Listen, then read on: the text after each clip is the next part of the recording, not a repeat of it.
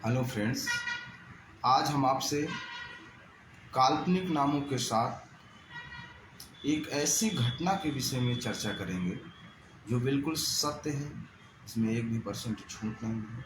और ये घटना हमें ये सीख देती है कि हमें अपने हर छोटे छोटे कृत्यों पर ध्यान देना चाहिए।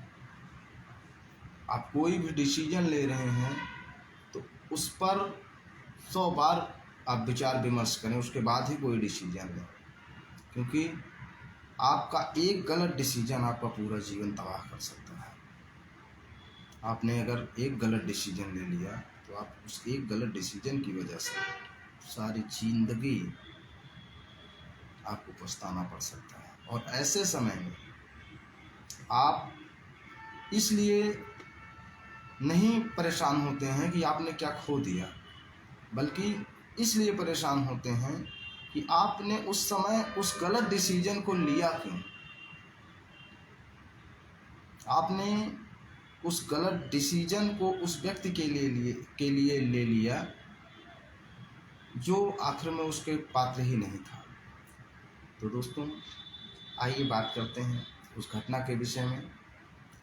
दोस्तों, ये घटना युवाओं के लिए बहुत ही इम्पोर्टेंट है और कैसे हमारा एक छोटा से छोटा कृत्य, हमारी छोटी से छोटी गलतियाँ हमारे पूरे जीवन को तबाह करती हैं, आइए समझते हैं।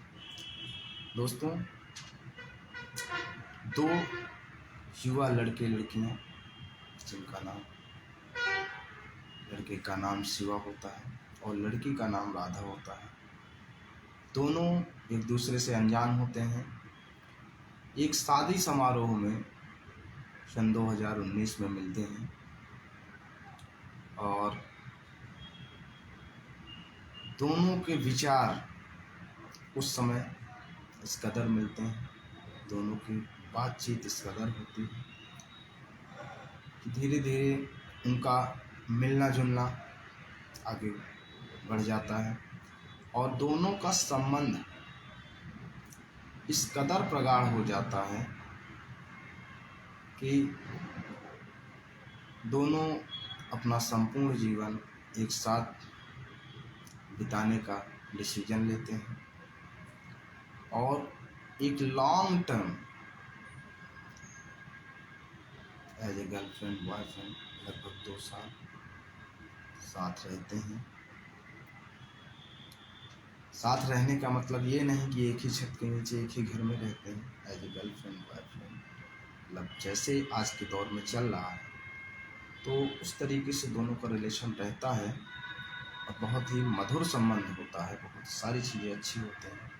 फाइनली दोनों के बीच में ये फैसला होता है, दोनों ये डिसाइड करते हैं कि हम एक साथ रहेंगे और अपना पूरा जीवन एक साथ बिताएंगे। अब दिक्कत ये होती है कि घर पर किस तरीके से बात की जाए, घर वालों को कैसे कन्विंस किया जाए। तो लड़के वालों के लिए तो लड़के के लिए तो ये सबसे बड़ा डिफ़िकल्ट काम होता है। फिलहाल दोनों के लिए डिफ़िकल्ट ही होता है। किसी तरीके से दोनों लोग अपने परिवार के सदस्यों को कन्विंस करते हैं, सारी चीज़ें होती हैं। आप सोचिए कि दोनों उस समय दोनों की सोच क्या रही होगी। इतना बड़ा रिस्क दोनों लेने के लिए तैयार हो जाते हैं और फाइनली अपने घर वालों को कन्विंस करते हैं। लड़के के भी घर वाले कन्विंस हो जाते हैं, लड़की के भी घर वाले कन्विंस हो जाते हैं और वो घड़ी आ जाती है जब दोनों का विवाह होना होता है सन 2021। तो 2019 में दोनों मिलते हैं और 2021 में दोनों का विवाह होता है। विवाह बहुत ही धूमधाम से होता है, सारी व्यवस्थाएं होती हैं जो भी विवाह में होनी चाहिए, किसी भी चीज़ की कोई कमी नहीं होती है और दोनों परिवार खुशी खुशी विवाह करते हैं और ऐसा लगता है कि पृथ्वी पर उससे बड़ा सुख कुछ भी नहीं है उनके लिए उस समय। फाइनली दोनों का विवाह हो जाता है सन 2021 में, और लड़की विदा होकर अपने ससुराल आती है। दोस्तों, आगे की कहानी जानने से पहले एक चीज़ हमें समझ लेना बहुत ज़रूरी है। जिस समय दोनों की मुलाकात होती है उस समय दोनों अपने स्टूडेंट लाइफ में होते हैं, कोई भी जिम्मेदारी नहीं होती स्टडी को छोड़कर, और दोनों ही परिवार से संपन्न होते हैं, संपन्न परिवार से होते हैं। पैसों की कोई भी दिक्कत फिलहाल नहीं होती है, और दोनों के पिता गवर्नमेंट एम्प्लॉय होते हैं। तो जो भी ज़रूरतें होती हैं पूर्ण होती हैं, उसमें कोई इशू नहीं होता है, और परिवार बिल्कुल संपन्न होता है। तो टाइम भी पर्याप्त रहता है, क्योंकि एजुकेशन क्लास के बाद इंसान फ्री ही रहता है, तो पर्याप्त टाइम होता है। दोनों एक दूसरे को पर्याप्त टाइम देते हैं, जो भी ज़रूरतें हैं वो भी पूर्ण होती हैं, क्योंकि पैसे का कोई इशू होता नहीं है। तो सारी चीज़ें होती हैं, और फाइनली विवाह जब संपन्न होता है, कि सबसे बड़ा मेन इशू यही होता है। अभी जब गर्लफ्रेंड और बॉयफ्रेंड लाइफ होती है उस समय जिम्मेदारियां नहीं होती, और विवाह के बाद हर इंसान की अपना एक कर्तव्य होता है। अगर आप उस कर्तव्य को पूर्ण नहीं कर पा रहे हैं, अपनी रिस्पॉन्सिबिलिटी को पूर्ण करने में किसी भी तरफ से अगर आप कमज़ोर पड़ रहे हैं, तो आपकी मैरिज लाइफ में प्रॉब्लम आना स्टार्ट हो जाता है, और भी बहुत सारी इश्यूज होते हैं। तो आइए बात करते हैं आगे की कहानी पर। दोस्तों, 2021 में जब दोनों का विवाह होता है, तो विवाह के उपरांत लड़की विदा होकर ससुराल आती है। उसके बाद लगभग 2 से 2.5 साल तक बहुत ही मधुर संबंध होता है दोनों के बीच में, और दोनों बहुत ही खुशी खुशी अपनी मैरिज लाइफ को एंजॉय करते हैं।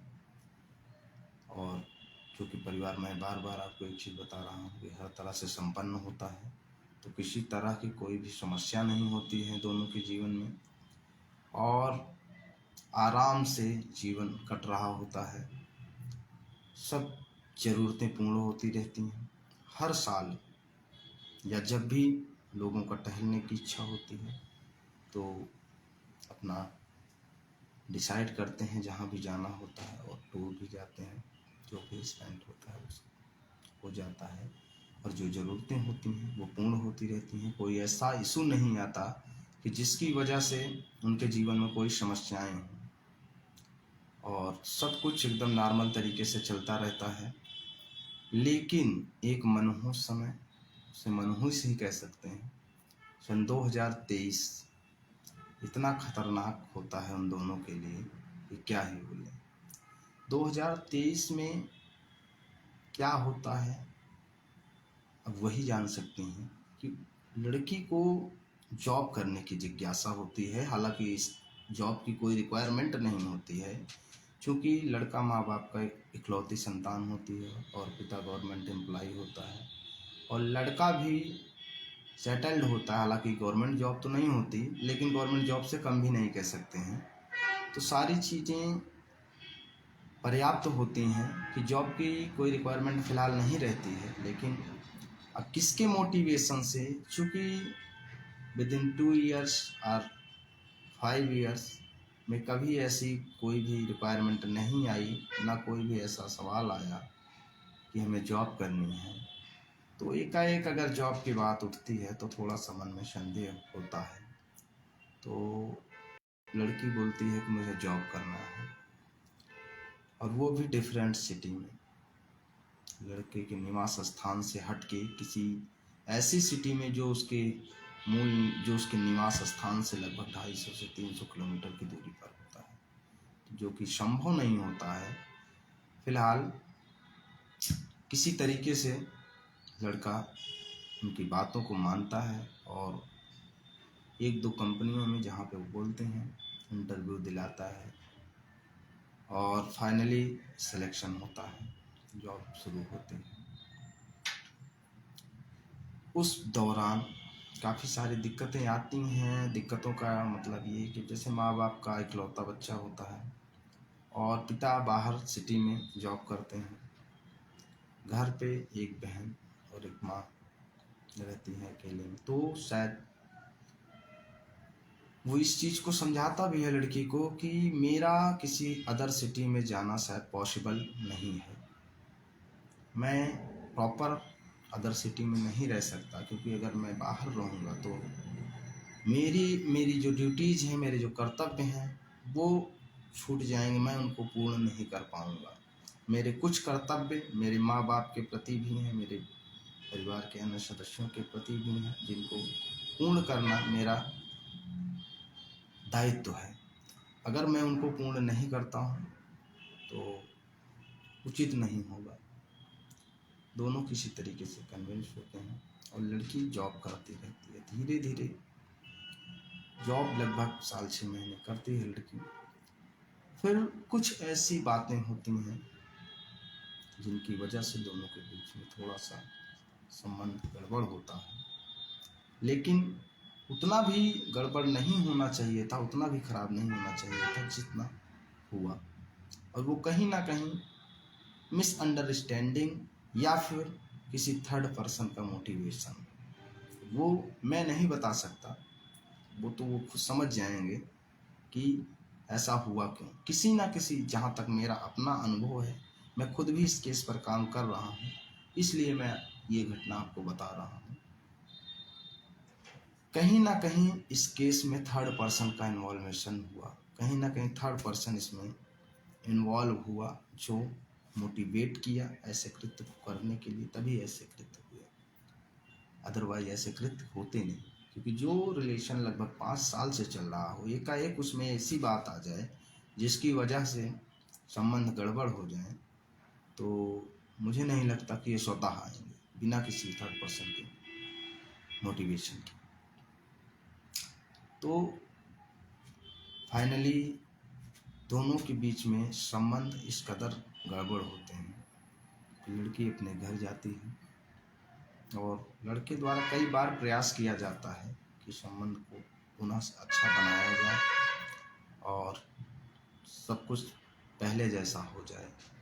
अपने माता पिता के माध्यम से और भी एक दो रिलेटिव के माध्यम से कई बार संबंध को अच्छा करने का प्रयास किया जाता है, हालांकि बात बनती नहीं है। तो लड़के को कोर्ट में विदाई दावा दायर करना पड़ता है कि माँ को न्यायालय में अर्जी देनी पड़ती है कि मान्यवर बुलाया जाए लड़की को और बात किया जाए कि ऐसी क्या समस्या है, जो भी समस्या है सॉर्ट आउट किया जाए और साथ में रहा जाए, रिलेशन अच्छा हो। तो फाइनली नोटिस जाती है, लड़की हाजिर नहीं आती, वहाँ पे भी लड़की पक्ष हाजिर नहीं आता। वो अपनी बातों को, जब हाजिर उपस्थित नहीं आएंगे तो आप अपनी बात रखेंगे क्यों। फाइनली कोर्ट द्वारा ही माना जाता है कि आप उपस्थित नहीं आ रहे हैं, इट मीन्स ये कि आप अपने संबंध को चलाने में कोई भी भूमिका नहीं अदा कर रहे हैं। और कोर्ट द्वारा ये ऑर्डर किया जाता है विदिन 30 डेज आप विदा होकर अपने ससुराल आएं और अपने कर्तव्यों का निर्वहन करें। इसी दौरान लड़की, और वही लड़की नहीं, आज के समय में लगभग मैं देख रहा हूँ जिस भी रिलेशन में ऐसी समस्याएं आ रही हैं वो वैसा काम कर ही रही हैं। जो चीज़ें कानून ने एक उपचार के रूप में लड़कियों को दिया था, आज 90% लड़कियां एक अस्त्र के रूप में उसका उपयोग कर रही हैं, और उपयोग सही उपयोग नहीं कर रही हैं, उसका मिसयूज कर रही हैं। आगे समझते हैं कि किस तरीके से उस अस्त्र का मिसयूज किया गया, और वो चीज़ें प्रूफ भी हो रही हैं आगे चल के। अभी आपको बताएंगे कि ऐसा क्या हुआ। जब लड़की का संबंध गड़बड़ होता है और उसको लगता है कि जो भी चीज़ें हैं, और वो ये चाहती है कि हम साथ में ही रहेंगे, तो वो तत्काल, जो लगभग सभी लड़कियां कर रही हैं,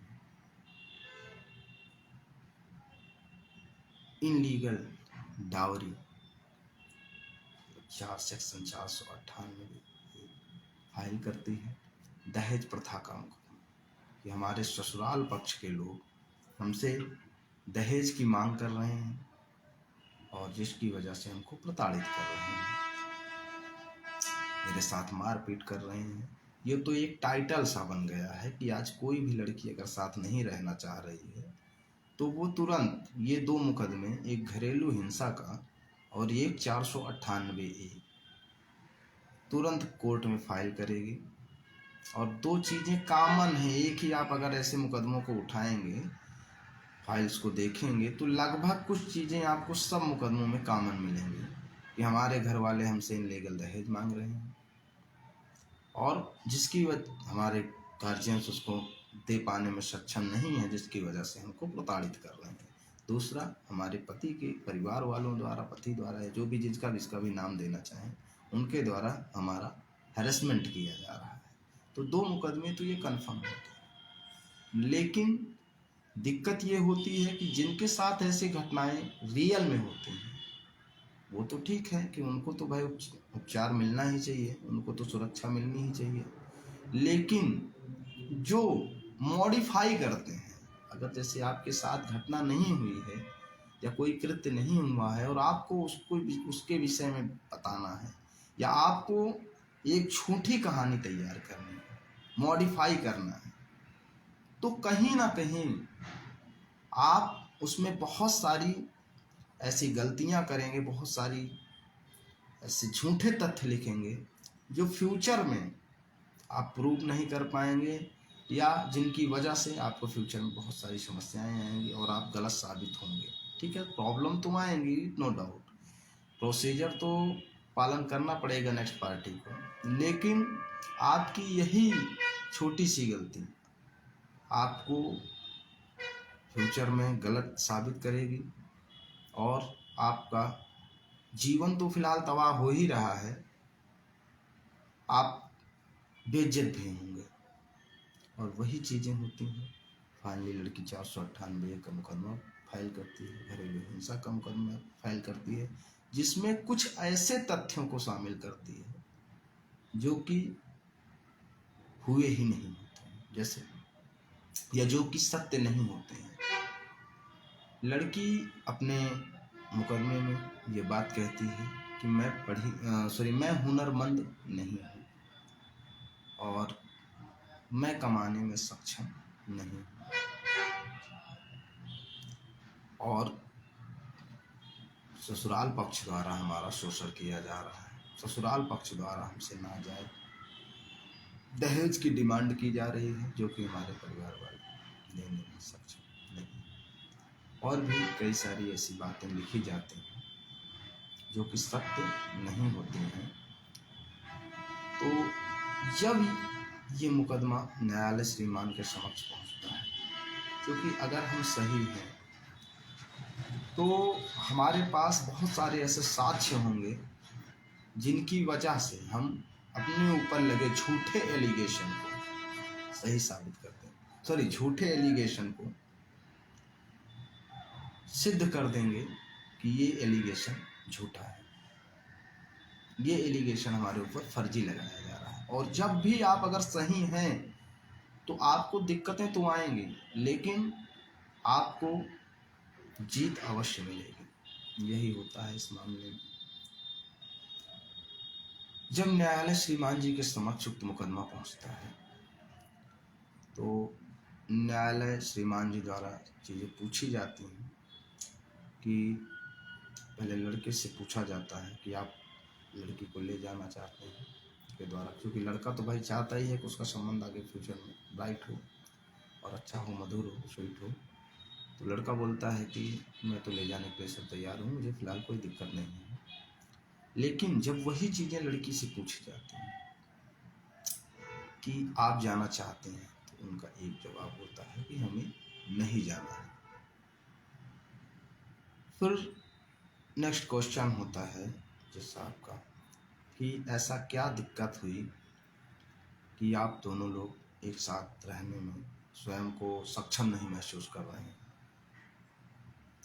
तो लड़के पक्ष सॉरी लड़के के द्वारा या लड़के के अधिवक्ता महोदय द्वारा, फिलहाल इस केस पे तो हम ही लोग काम कर रहे हैं, तो बताया जाता है जज साहब को, मान्यवर जो भी सच्ची चीज़ें होती हैं कि विद इन मिनिमम 3 ईयर्स हमारा संबंध बहुत ही अच्छा रहा, कोई ऐसा इशू नहीं आया। एकाएक उनको जॉब करने की इच्छा हुई और हम जॉब कराने में सक्षम नहीं हैं। जॉब की वजह से हमारा पारिवारिक जीवन तबाह हो सकता है, इसलिए ऐसी दिक्कतें आ रही हैं। फिलहाल अगर रिलेशन रखना चाहें, चलना चाहें, तो बैठ के भी बात हो सकती है। और इसके अलावा अदर कोई भी प्रॉब्लम नहीं है, और जो भी एलिगेशन है वो सारे झूठे हैं, उनमें कोई भी सत्यता नहीं है। तो न्यायालय श्रीमान जी द्वारा जब लड़की पक्ष से पूछा जाता है आप जाना चाहते हैं, तो उसका एक ही जवाब होता है कि नहीं जाना चाहते हैं। न्यायालय श्रीमान जी द्वारा पूछा जाता है कि आप इस मुकदमे से क्या चाहते हैं, व्हाट डू यू वांट। उनका कहना होता है महोदय, हम जो भी चीज़ें जो हमारा खर्च हुआ है वो सारी चीज़ें, वो सारे खर्च हमें वापस कर दिए जाए। न्यायालय द्वारा बताया जाता है कि आप जो केस किए हैं यहाँ से आपको ये चीज़ें नहीं मिल सकती, क्योंकि आपने जो केस किया है वो दंडात्मक कानून है। वहाँ से आपने जो एलिगेशन लगाया है वो एलिगेशन अगर प्रूव होते हैं देन सामने वाले को दंडित किया जाएगा। तो अगर आपको प्रताड़ित किया जा रहा है, आप अपने संबंध को पुनः स्थापित करना चाहते हो,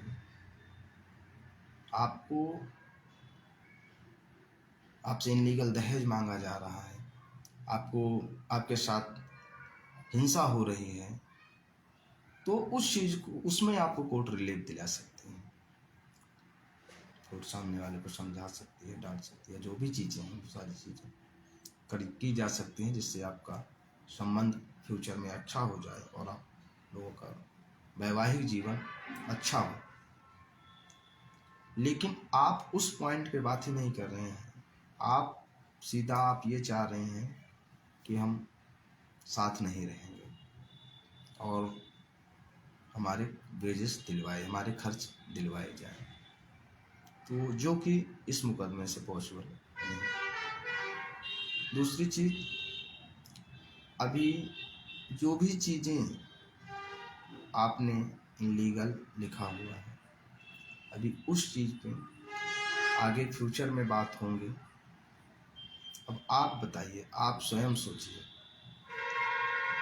कि अगर आप उस घर में रहना चाहते हैं जो आपने एलिगेशन लगाया है, अगर वो चीज़ें शांत हो जाएं तो आप उस घर में रहने में क्या इशू है, कोई इशू नहीं।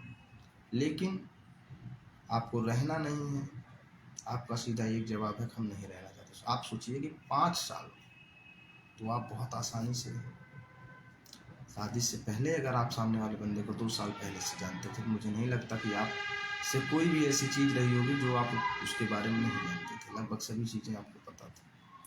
उसके बाद ऐसा क्या होता है कि आप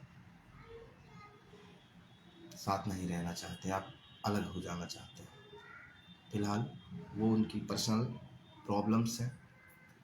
जो इसमें एलिगेशन किस तरीके से मॉडिफाई किया जाता है, किस तरीके से जानबूझकर अपना जीवन तबाह किया जाता है, किस तरीके से सामने वाले को फंसाया जाता है, प्रताड़ित किया जाता है, उस एंगल्स को समझना बहुत जरूरी है। लड़के पक्ष द्वारा बार बार केवल एक ही बात को टारगेट किया जाता है कि महोदय ये जॉब करती हैं बाहर और इसी वजह से ये हमारे साथ नहीं रहना चाहते हैं, बाकी और कोई इशू नहीं है। ना कोई मारपीट हुई है, ना किसी तरीके से इनको प्रताड़ित किया गया है, कोई भी अदर इशू है ही नहीं। सिर्फ और सिर्फ एक इशू है जॉब का, ये घर से बाहर जॉब कर रही हैं, जिसकी वजह से ये हमारे पास साथ रहने में खुद को सक्षम नहीं मान रही हैं। आगे इनकी क्या मजबूरी है या इनके क्या डिसीजंस हैं या इनके क्या विचार हैं, उसके विषय में ये स्वयं जान सकती हैं। लेकिन जो मुझे फील होता है वो रियल जो मेन रीज़न है वो यही है। तो बार बार जज साहब से यही जज साहब द्वारा लड़की से एक ही क्वेश्चन किया जाता है कि आप जॉब करती हैं। तो फर्स्ट डेट को जब ये क्वेश्चन होता है कि आप जॉब करती हैं, तो उनका जवाब होता है कन्फ्यूजन भरा जवाब होता है। पहले बोला जाता है नहीं, फिर बोला जाता है हाँ करते थे, छोड़ दिए हैं। तो ये साहब बोलते हैं ठीक है, कोई इशू नहीं है, नेक्स्ट डेट दे दी जाती है। अगली डेट को जब दोनों हाजिर होते हैं तो पुनः से वही चीज़ें जज साहब द्वारा, क्योंकि उस सीट पर जब कोई बैठता है तो 90% लोग ये चाहते हैं या 90% न्यायाधीश महोदय ये चाहते हैं कि संबंध बिगड़े ना। अगर किसी की मैरिज हुई है तो उनका वैवाहिक जीवन हर कंडीशन में जुड़े, ना कि टूटे। तो वो हर संभव प्रयास करते हैं जिससे आपका वैवाहिक जीवन ब्राइट हो। तो दोबारा से उनके द्वारा न्यायाधीश महोदय द्वारा ये क्वेश्चन किया जाता है कि आप जाना चाहते हैं। तो वही चीज़ें होती हैं, फिर से वही जवाब होता है। फिर दोबारा जज साहब द्वारा एक चीज़ पूछी जाती है कि आप जॉब करती हैं। फिर उनका जवाब होता है, जवाब वहीं पे मॉडिफाई हो जाता है, बदल जाता है। उनको द्वारा बताया जाता है यस सर जॉब करते हैं। कहाँ करते हैं, लोकेशन बताई जाती है कि फला जगह जॉब करते हैं। किस कंपनी में जॉब करते हैं वो भी बताई जाती है। बिल्कुल रेपुटेड कंपनी होती है, कोई ऐसी कंपनी नहीं होती, बैंकिंग सेक्टर होता है। फिर जज साहब का सेकंड क्वेश्चन होता है कि इससे पहले आप जॉब करती थी। उनका जवाब होता है यस जॉब करते थे। कहाँ जॉब करती थी, लोकेशन बताई जाती है, किस विभाग में, किस डिपार्टमेंट में जॉब करती, सारी चीज़ें बताई जाती हैं। तो जॉब सन 2023 से स्टार्ट किया जाता है, सारी चीज़ें बताते हैं। अब आप एक चीज़ खुद डिसीजन ले सकते हैं ये सारी चीज़ें पूछने के बाद। जैसे नेक्स्ट डेट के लिए फॉरवर्ड कर दिया जाता है। नेक्स्ट डेट अभी होना है, आगे हम जानेंगे कि क्या होता है उस घटना में। उससे पहले एक चीज़ इसमें अभी जो क्लियर हुआ वो हमें आपको समझना बहुत ज़रूरी है। देखिए कि किस तरीके से गलत आरोप मॉडिफाई की, गलत आरोप लगाया जाता है, किस तरीके से घटना को मॉडिफाई किया जाता है। देखिए दावा में मतलब जो एप्लीकेशन दी जाती है, एप्लीकेशन में लड़की लिखती है कि मैं हुनरमंद नहीं हूँ, मैं जॉब करने में सक्षम नहीं हूँ। लेकिन जब न्यायाधीश महोदय द्वारा जवाब क्वेश्चन किया जाता है तो लड़की द्वारा बताया जाता है कि मैं पहले जॉब करती थी, कहाँ करती थी, लोकेशन बताई जाती, मैं वर्तमान में भी जॉब कर रही हूँ, कहाँ कर रही हूँ वो भी सारी चीज़ें बताई जाती हैं। और कोई ऐसा नहीं कि कोई दुकान टपरी कोई ऐसी जगह जॉब कर रही हो जहाँ एक जिसके पास ज्ञान ना हो उसको जॉब मिल सके, ऐसी जगह नहीं होती है। एक रेपुटेटेड कंपनी होती है, बैंकिंग सेक्टर होता है, जिससे साफ तौर पर ये बातें साबित होती हैं कि आप हुनरमंद भी हैं और आपके पास नॉलेज भी है, सारी चीज़ें। लेकिन आपने अवैध तरीके से एलमनी प्राप्त करने के उद्देश्य से या नाजायज तरीके से धन कमाने के उद्देश्य से ये सारी चीज़ें मॉडिफाई की, ये सारी चीज़ें आपने एलिगेशन लगाए। हालांकि ये फ्यूचर में अभी जब क्रॉस एग्जामिनेशन होगा तो सारी चीज़ें क्लियर हो जाएंगी, वो अभी होना बाकी है। तब तक के लिए आप जुड़े रहें हमारे साथ। अगर आप आगे की घटना को जानने में इंटरेस्टेड हैं तो जुड़े रहें। जैसे जैसे इस घटना में जो भी चीज़ें क्लियर होंगी, जैसे आज तो हमने आपको एक चीज़ क्लियर कर दी कि किस तरीके से गलत तरीके से आरोप लगाए जाते हैं और किस तरीके से घटना को फर्जी तरीके से मॉडिफाई किया जाता है। एक तथ्य आपको मैंने बता दिया कि एक तथ्य ऐसा लिखा गया जिसकी जो कि क्लियर हो गया कि मैं जॉब करने में सक्षम नहीं, मैं हुनरमंद नहीं हूँ, जबकि आप एक रेपुटेटेड कंपनी में जॉब कर रहे हैं, एक बैंकिंग सेक्टर में जॉब कर रहे हैं। तो पहला झूठ तो आपका यही हो गया कि आप हुनरमंद हैं। ऐसे ही ना जाने कितने झूठ हम आए दिन बोलते हैं जो कि हमारे जीवन को तबाह करता है। अगर हम भी आप भी ऐसा कोई कृत्य कर रहे हैं तो मुझे लगता है कि अगर हमारे द्वारा ऐसे कृत्यों को नहीं रोका गया तो 2 मिनट नहीं लगेगा आपका जीवन, हमारा जीवन बर्बाद होने में।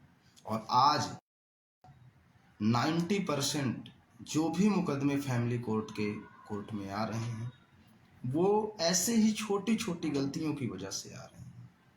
कहीं ना कहीं जब भी एक पर्सन, चाहे वो लड़का हो चाहे लड़की हो, जब अपने रिलेशन को नहीं चलाना चाह रहा तो वो जानबूझकर ऐसी समस्याएं क्रिएट करता है। जबकि देखिए 2 तरीके से संबंध गड़बड़ होता है। एक तो ये होता है कि कुछ ऐसी विषम परिस्थितियां हैं कि जिनको आप सॉल्व नहीं कर सकते हैं, जिनकी वजह से संबंध टूट रहा है। दूसरी, जानबूझकर अपने संबंधों को खराब करना। जानबूझकर संबंधों को खराब करने का मतलब कोई ऐसा कृत्य करना जो कि आप जानते हो कि ना तो एथिकली राइट है ना लीगली राइट है, लेकिन फिर भी आप उस कृत्य को करते हो। और वही छोटा छोटा कृत्य हमारे पूरे जीवन को तबाह कर देता है। जैसे अगर मेरी सारी ज़रूरतें पूर्ण हो रही हैं तो मुझे नहीं लगता कि अगर जॉब की वजह से मेरा जीवन बर्बाद हो रहा, जॉब करने की वजह से मेरा जीवन बर्बाद हो सकता है, तो मुझे जॉब करना चाहिए। जॉब लड़कियों के लिए, जो मेरा अपना मानना है कि एजुकेशन जो बनाई गई थी वो इसलिए नहीं बनाई गई थी कि आप कंपलसरी हो आपको जॉब करना। अगर आप एजुकेटेड हैं, जैसे क्या होता था कि पहले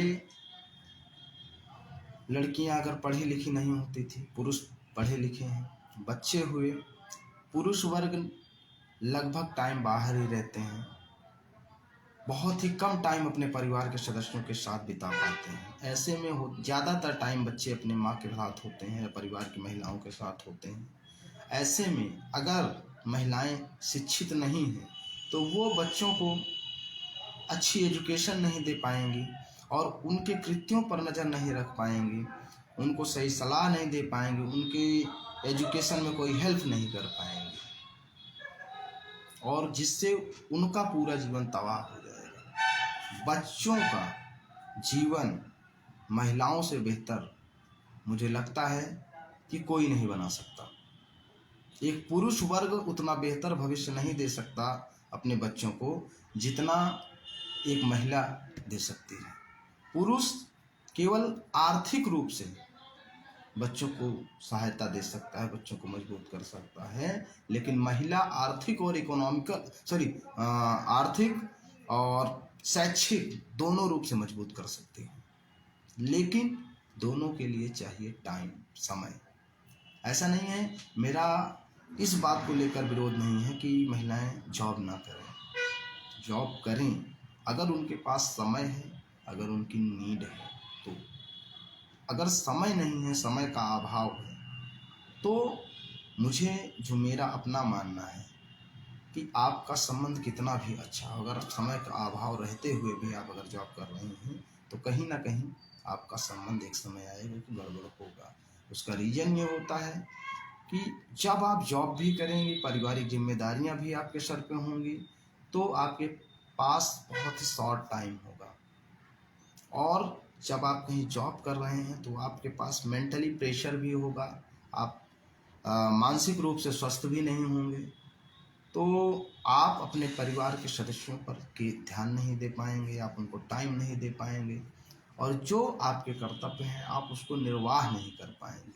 और जब आप ऐसा नहीं कर पाएंगे तो ऐसे में आपका परिवार बिखर जाएगा, उसको कोई बचा नहीं सकता है। और परिवार को जितना अच्छा, किसी भी फैमिली को जितना अच्छा महिलाएं चला सकते हैं उतना पुरुष नहीं चला सकता, ये मैं दावे के साथ कह सकता हूँ। इसीलिए कहा गया है कि जिस घर में एक अच्छी महिला होगी उस घर के विकास को कोई रोक नहीं सकता। इसीलिए महिलाओं को लक्ष्मी का दर्जा दिया गया है, क्योंकि लक्ष्मी धन, जैसे धन से जीवन स्वर्ग बन जाता है, वैसे महिलाएं, चूंकि आपके पास धन है ये इम्पोर्टेंट नहीं है, उस धन को सटीक यूज करने वाला, उस धन का सही उपयोग करने वाला बंदा अगर नहीं है तो बेकार है।